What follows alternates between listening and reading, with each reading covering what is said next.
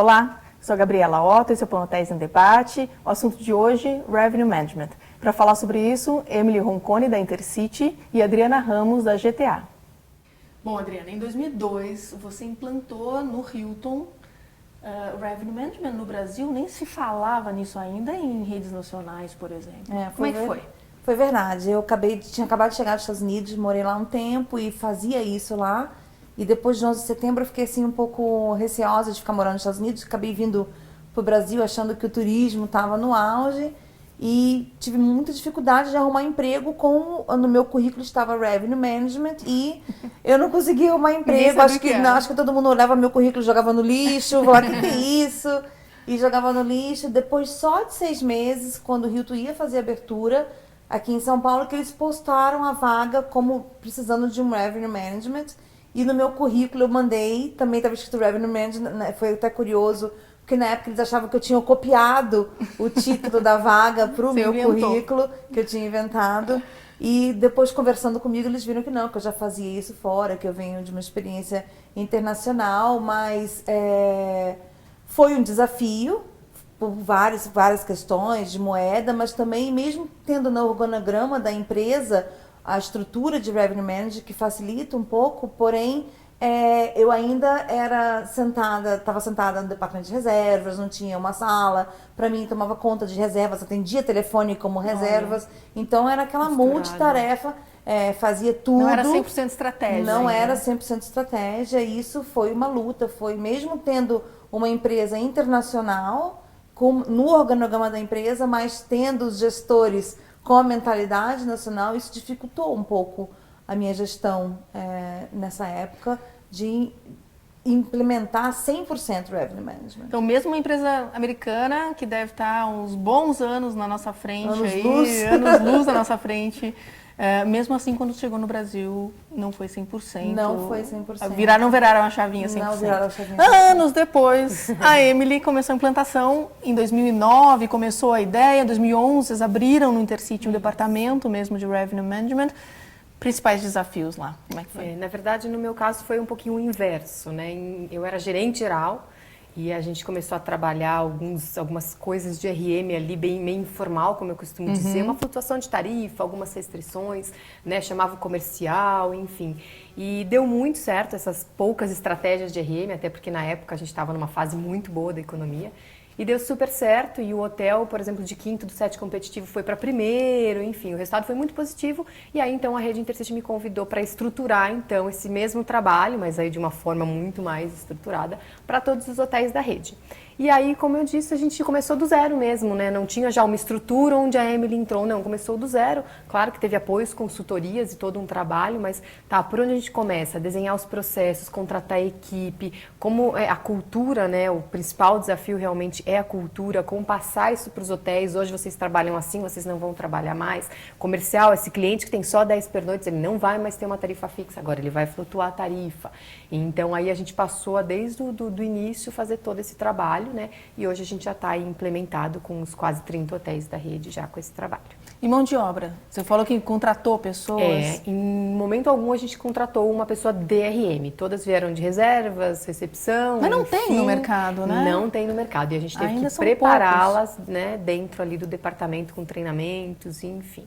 A gente tem um lado aqui que realmente as universidades ainda não abraçaram tanto quanto o mercado precisa, o Revenue Management. Existem alguns cursos, mas ainda não tanto quanto a gente precisa.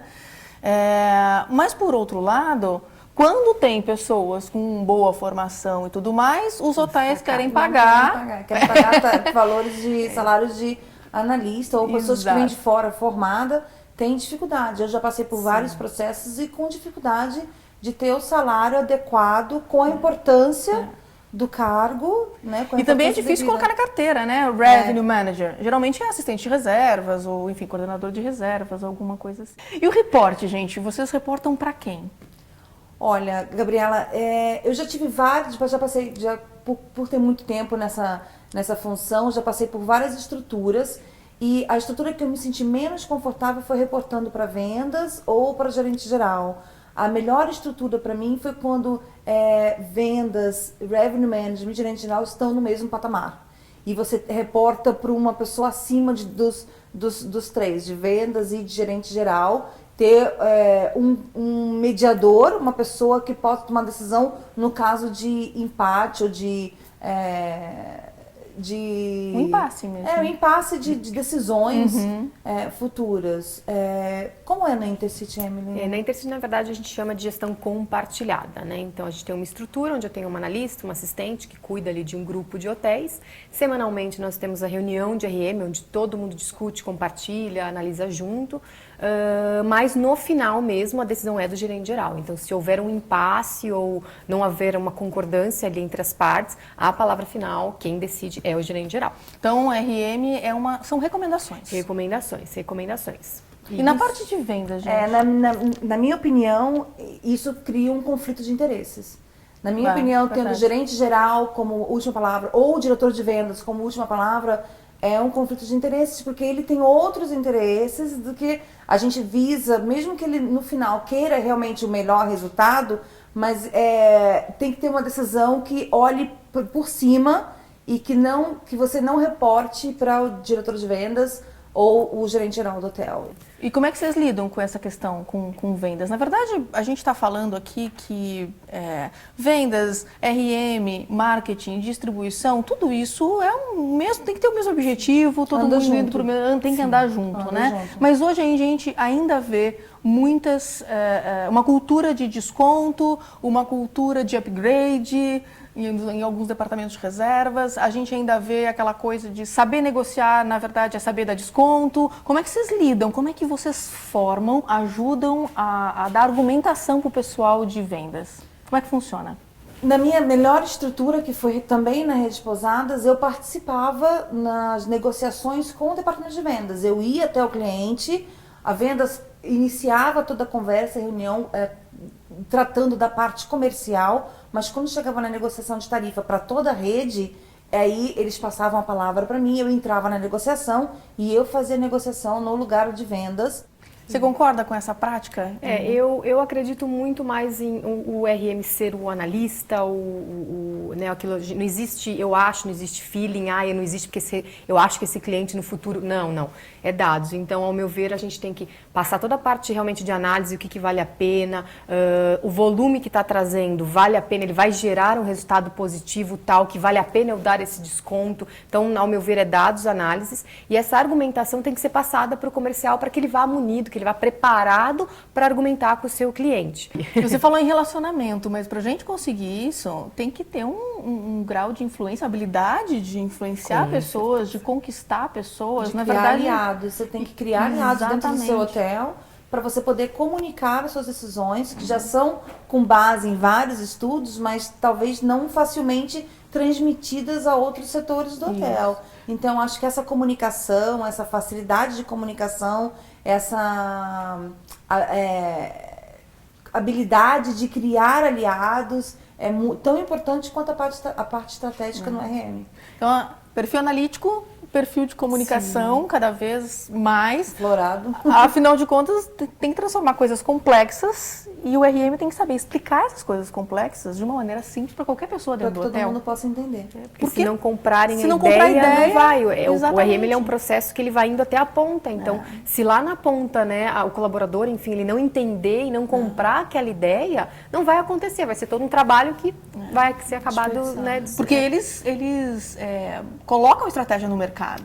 Gente, uma dica para um RM uma pessoa que quer se tornar RM ou para ter mais sucesso na carreira. Estuda, tá sempre envolvido, sempre procurando aperfeiçoamento. Eu acho que tem os dois lados da moeda, como ainda está engatinhando, como não está muito desenvolvido, ainda não tem tantos cursos ainda, né? Então esse é o lado a dificuldade, né, de ter que correr um pouco mais atrás, saber o inglês, com certeza, a maioria dos artigos, enfim, que vocês vão encontrar vai estar em inglês, mas o lado bom é que as oportunidades estão do mesmo tamanho, como ainda é algo que não está tão formado, enfim, no mercado tem muita oportunidade, mas depende de cada um, correr atrás, estudar muito. E o futuro do RM? O que a gente espera daqui para frente? Olha, eu acho que a gente está no caminho certo, mesmo ainda engatinhando, mas acho que está engatinhando para a direção certa. Eu acho que a RM deve estar presente em todos os hotéis e enquanto a maior quantidade de área dentro do hotel, talvez grupos, eventos, eu acho que é o futuro.